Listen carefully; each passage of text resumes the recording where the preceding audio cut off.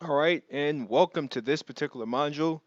Basically, staying organized, setting a date, and making sure you don't miss or mismanage any of your credit card payments. So, I'm going to cover how this process works and really how you can make sure you don't mess up your credit, right? So, once you've been approved for multiple credit lines, you may have another issue that pops up, and it's being able to manage all the different credit cards and billing payments. And if you have a busy life, it could be really it can become a huge problem. So you might be subconsciously thinking, well, how will I keep up with all these dates and bills and payments and make sure I'm on time for all of them? Well, here's the solution. I've got your back. I'm going to walk you through a simple way to do this. So it's called the credit card tracking system. And really, what you want to do is I'm going to include this document below this video.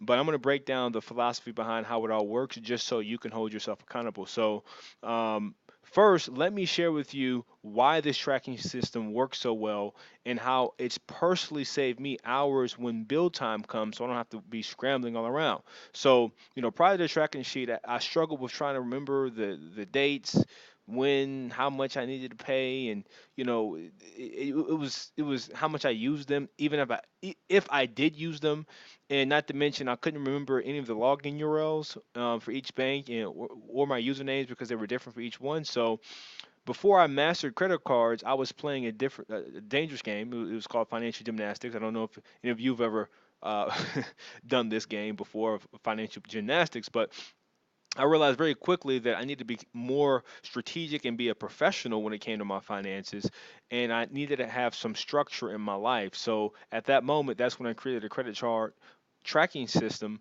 and that's what helped me create structure around this and help me be able to scale and manage my financial resources, i.e., my credit cards, more efficiently and effectively. So let me share with you how the tracking system works so you can start applying this at this stage in the game so you don't the last thing I want to do is put you in a worse off position because now you're empowered with all these resources but you mismanage them.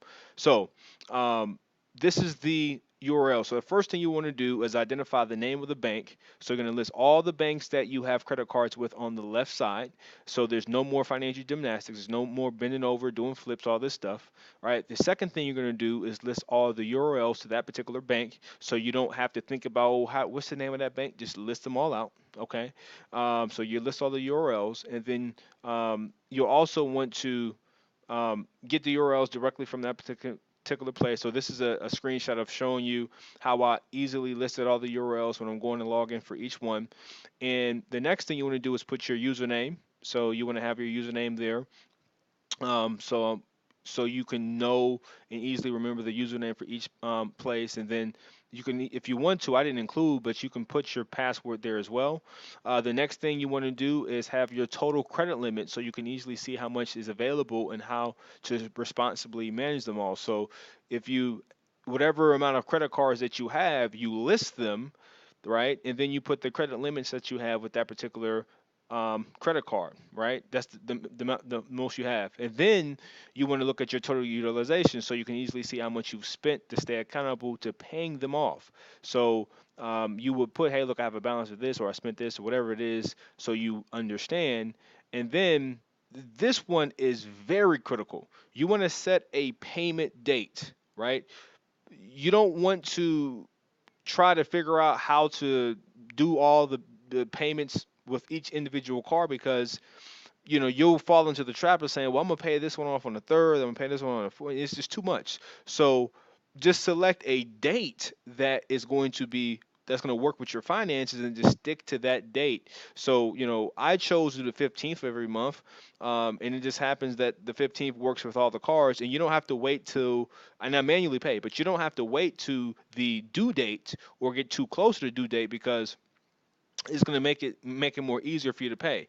And then also you want to have the payment amount that you would need to pay so you can get that paid off, right? And stay accountable to paying it off. So if in this example, let's just say I was going to pay 7,500 of the $10,000 in lines that I had, just in this example, that means I have a new balance of 3,100 that I still need to pay, but my utilization is still very, very, very low in the grand scheme of how much credit I have available. So the total new balance is going to be really powerful. So you can see what your overall utilization is, and responsibly managing your credit cards and your credit lines is very important if you're in business or if you're just trying to build your excellent credit, which is why you are in this program. So I want to go back and spend a little bit of time here. So looking at all of this, you want to make sure you stick to your payment date because you don't want to wait to the end of the month or the due date because you might forget. So just manually pay it every single day, the same day every month.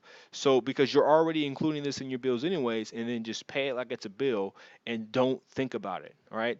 So just to recap, fill in the tracking sheet with all your accounts. Don't leave any accounts out. All right, number two, set a date and process all the cars before all the due dates. Don't cut payments too close. All right, so set that date when before they're due. All right.